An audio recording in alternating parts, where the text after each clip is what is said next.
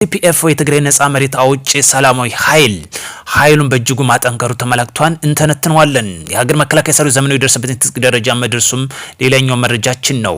ሰላም ለሀገራችን ለዓለማችን ያደርግልን። ጦርነት አይጠቅምም። አሜሪካ ቦምብ ጣይ የሆነው ቢቱ 52 የተሰኘው በድንገት መከስከሱ ተሰምቷል። ይህን ጉዳዮችም እንዳስሳለን። ህወሓት መግለጫ ሰጧን። አያይዘን የምንመለከተው መረጃችን ይሆናል። በትግራይ ክልል ከቅርብ ጊዜ ወዲህ በኢትዮጵያዊነቱ የማይደራደር የፌዴራል ባንዲራና የክልል ባንዲራ አንድ ላይ የሚይዘው አዲስ ኃይል ተፈጥሯል። ይህ ኃይል ከህወሓት አፈንግጦ የወጣ የትግራይ ሰላም ኃይል ቲፒኤፍ በመባል የሚታወቅ ሲሆን ልምድ ባላቸው አንጋፋ የጦር አመራሮች እየተመራ ከፍተኛ ዋጋ አቅም እና ሞራል ባላቸው ወጣት ባረራዮች የተገነባ 5 ግንባሮች የተዋቀረ ግዙፍ የጦር ሰራዊት ሲሆን በዛሬው ዕለትም ከፍተኛ ቁጥር የያዘ አዲስ ሰልጣኞች ማስመረቁ ተመላክቷል። የትግራይ ሰላም ኃይል ቲፒኤፍ በቅርቡ ሙሉ በሙሉ ለትግራይ ክልል ነጻ ለማውጣት አልሞ እየሰራ ይገኛል። በዚህም አንጋፋ ኃይል መመስረቱ ተመላክቷል።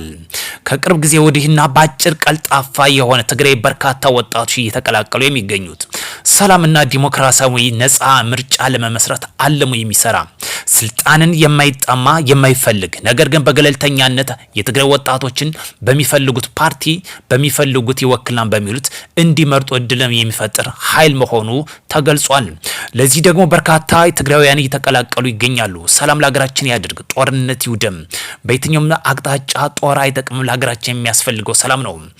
ከደሴ ወደ አዲስ አበባ ሲጓዝ የተከሰከሰው መኪና በተለይ ወደ 31 ሰዎችን የበላው በቴክኒካል ችግር ብቻ ሳይሆን መኪናው ያበቃ የጨረሰ አገልግሎቱን አውርጌ መሆኑ ተመላክቷል።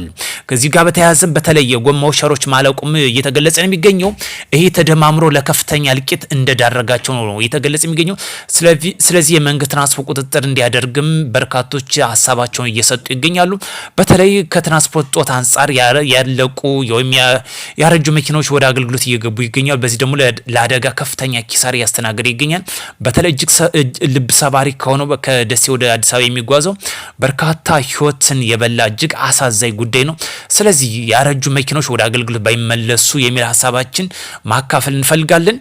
ከዘመኑ ጋር እየዘመነ የሚገኘው ሰራዊት አሁን ላይ የሚሄዱ ዘመናዊ ጦርነቶችን አሸናፊን በቴክኖሎጂ በመረጃና በሳይበር ስርዓትና በፈጣን ውሳኔ ሰጭነት ላይ የተመሰረቱ ናቸው።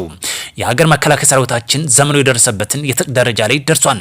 ከነዚህ መሰረታዊ መርሆች አንጻር የኢትዮጵያ መከላከያ ሰራዊት እጅግ ግዙፍ እና ዘመናዊ ስራውን ገንብቷል።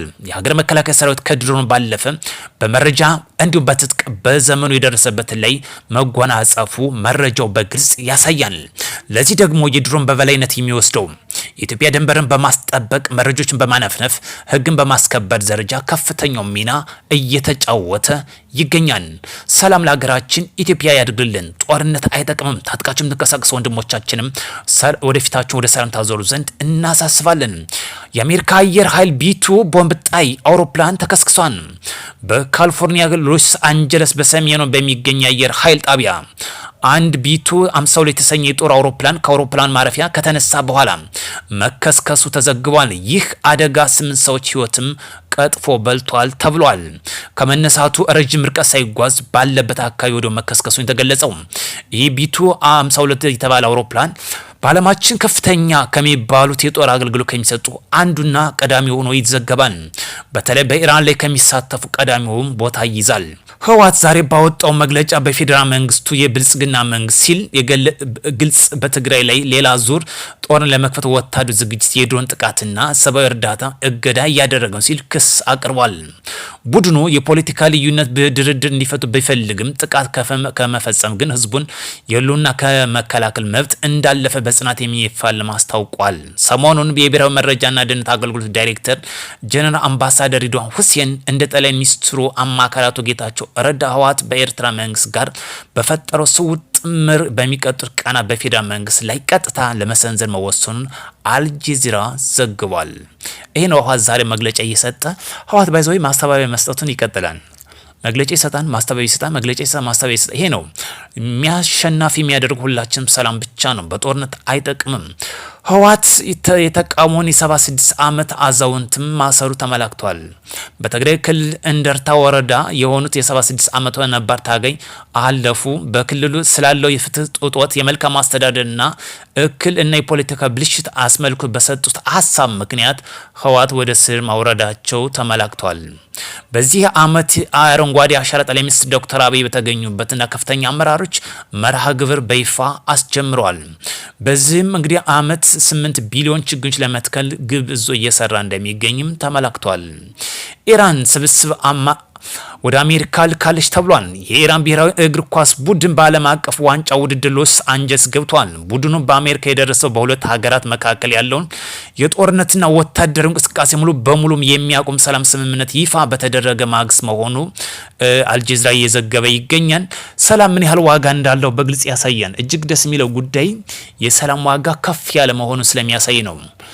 የሁለቱ ሀገራት ስምምነት መድረሱ ጫፍ መድረሱን በተመላከተ የኢራን የእግር ኳስ ቡድን ወደ አሜሪካ በቀጥታ እንግዲህ ፍላይት አድርጎ በአሜሪካ በሰፊው እየተዘገበ ይገኛል። ይሄ የሰላም ዋጋ ነው።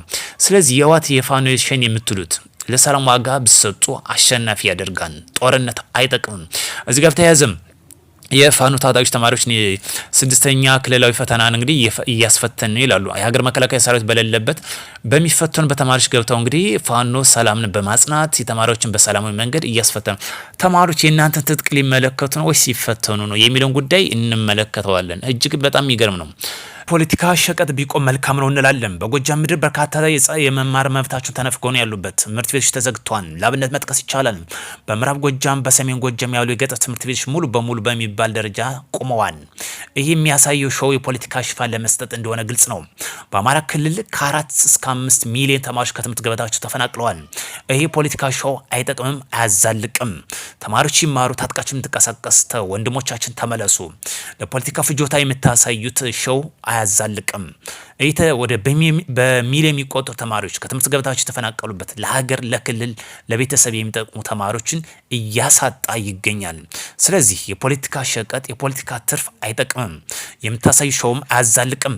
ታጥቃችሁ የምትንቀሳቀሱ ወንድሞቻችን ፊታቸው ወደ ሰላም አዙሩ። ህጻናት የመማር መብታቸው ይከበርላቸው። ጦርነት አያዛልቅም፣ አያዋጣም። በግልጽ ካየ ነው።